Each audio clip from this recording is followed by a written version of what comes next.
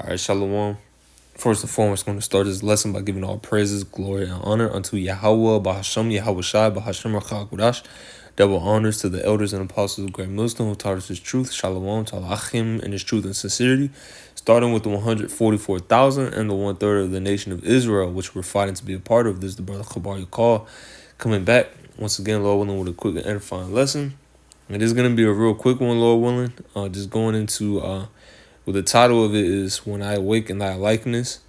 And it's just going to be going into reincarnation, which is a biblical and a true concept, all right? Reincarnation is a fact of life, all right? Everyone and every living thing on the planet Earth is reincarnated, which, matter of fact, I don't got it, but let me go ahead and grab it real quick. Let me grab it real quick. I should have had it pulled up already, Salakia.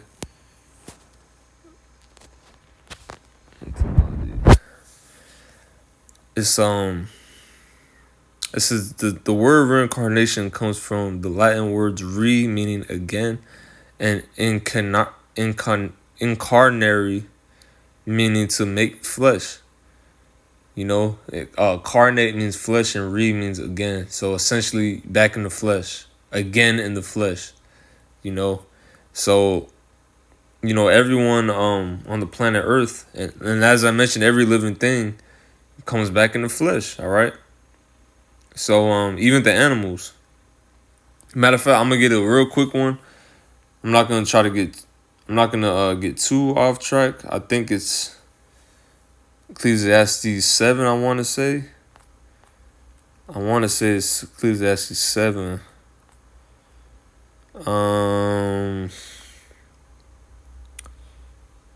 Let me see. It might not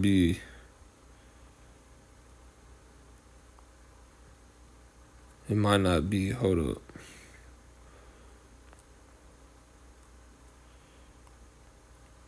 I'm gonna just look it up real quick, but let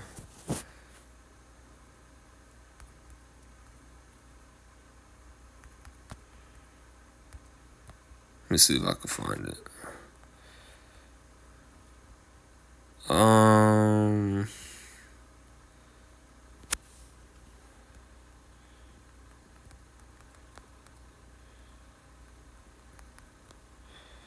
It's 3 Salakia, Ecclesiastes 3:21.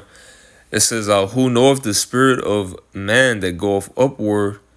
Because when a man or a woman, essentially mankind, when humans die, the spirit within us, it goes back to the spiritual world and goes before the throne of Yahweh. It says the scriptures says we must all appear before the judgment seat. That's in the New Testament. I'm not sure what book. I can't quote the actual chapter and verse, but I know it says we must all appear before the judgment seat. I could get it real quick.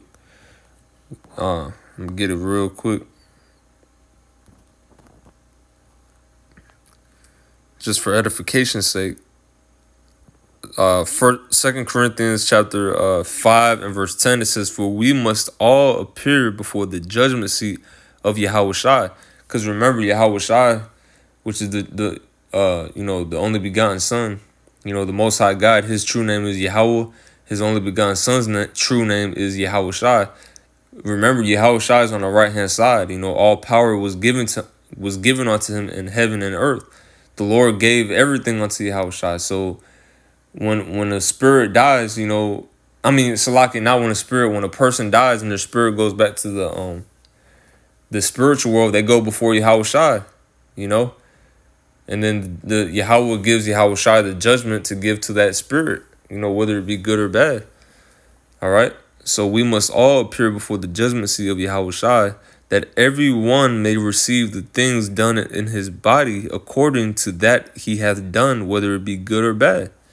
All right. And, so going back to this, I'll finish this out. This is just to break down, where spirits go. All right. It says, who knoweth the spirit of man that goeth upward, back to the judgment seat of Yahweh Ba'ashem Yahweh Shai, to receive their judgment, whether it be good or bad, and the spirit of beast that goeth downward to the earth. So the spirit of beast, when an animal dies, their spirit immediately goes to another, it immediately is reincarnated, so you can understand, when a person dies, the scripture speaks about in the third or fourth generation, the Lord is gonna judge them in their third and fourth generation, So that's how long it will take for a person to reincarnate, or roughly around that time, 3 or 4 generations. But a beast, they come back immediately. All right. And that's why, through the spirit, there's no scriptures on it, if I'm not mistaken, but, through the spirit, that's why animals, they have a lot of litter, they have a lot of offspring, like dogs, cats, they have a large amount of offspring, bugs, insects. A lot of insects, they have hundreds of eggs, because when an animal or an insect dies, they're immediately reincarnated. There's no wait time, But with us, with humans, with people, mankind, there's a wait time. You go back to the spirit world, you get your judgment. If you were a wicked person, you get a wicked judgment. That's why certain people are born blind, crippled. If you're a righteous person, you get whatever judgment you get when you reincarnate. All right. But even the righteous, can be judged for their sins, harshly. Okay. So with that out the way, I'm gonna start getting the scriptures that I got. Job chapter 19, verse 25.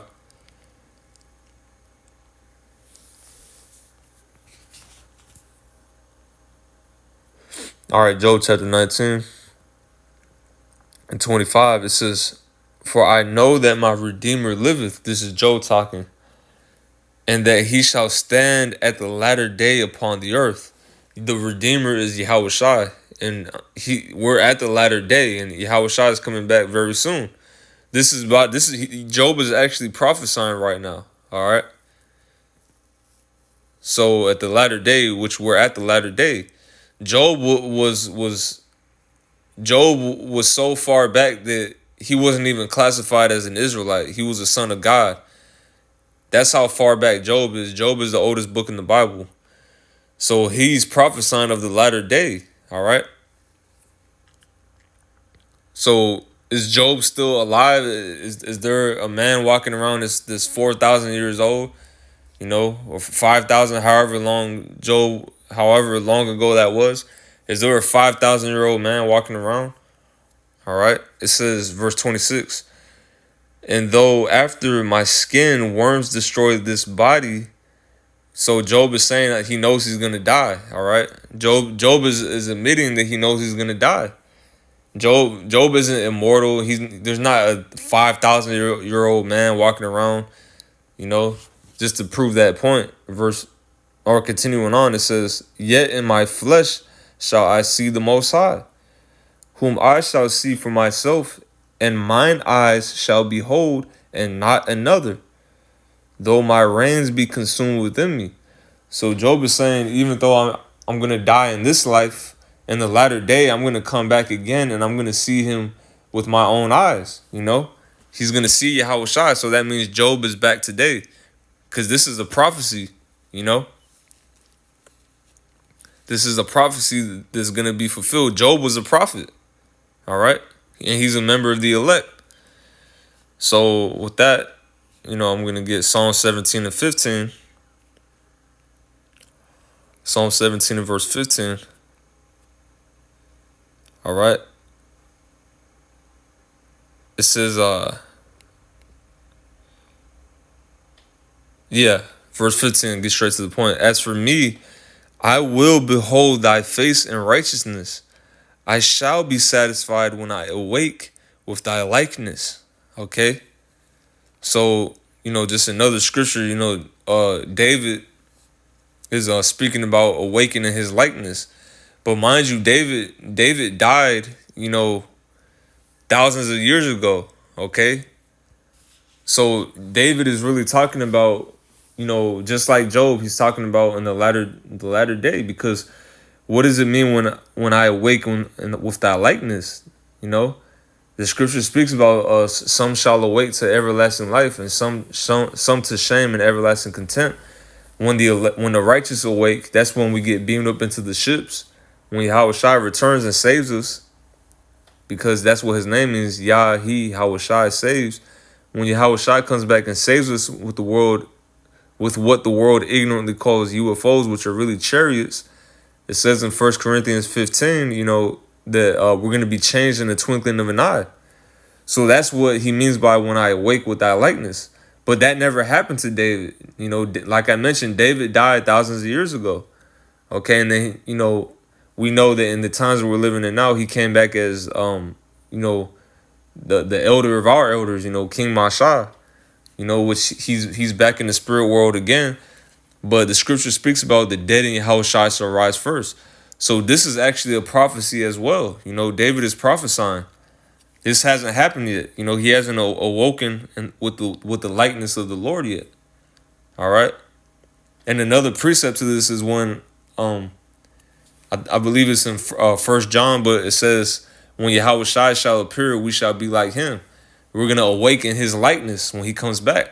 He's going to beam us up, save us from the nuclear destruction, which is going to destroy Babylon the Great, a.k.a. America, and beam us up, save us from that nuclear destruction, and give us a new body. He's going to transform us, all right? Give us an immortal body.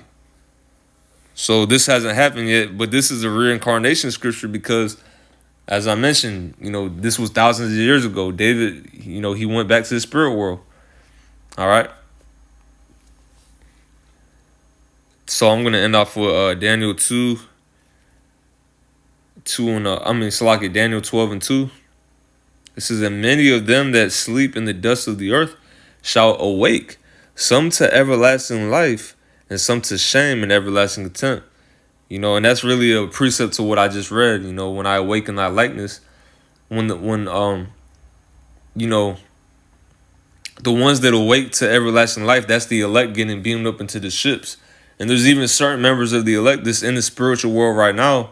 But as it is written, 1 Thessalonians chapter 4, the dead in Yahweh shall rise first. The first ones to get beamed up are the saints that were either beheaded, they were martyrs, or they were already dead before Jacob's trouble and, the destruction. They were already in the spirit world, But however it is, the first ones to go up in the ships are going to be the ones in the graves.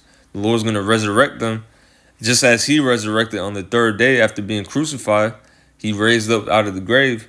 In the same way, those members of the elect, they're going to get beamed up out of the graves and be the first ones to awake to everlasting life.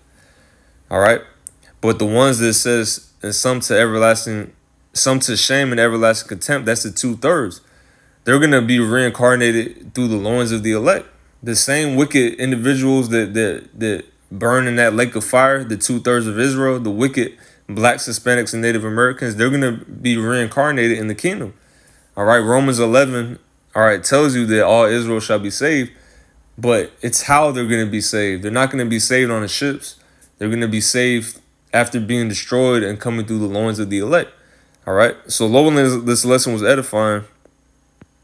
Matter of fact, I'll end off on verse 3. It says, and they that be wise shall shine as the brightness of the firmament, and they that turn many to righteousness as the stars forever and ever. And that's what we're hoping to be a part of, doing these lessons and doing the will of Yahweh Shai and being obedient.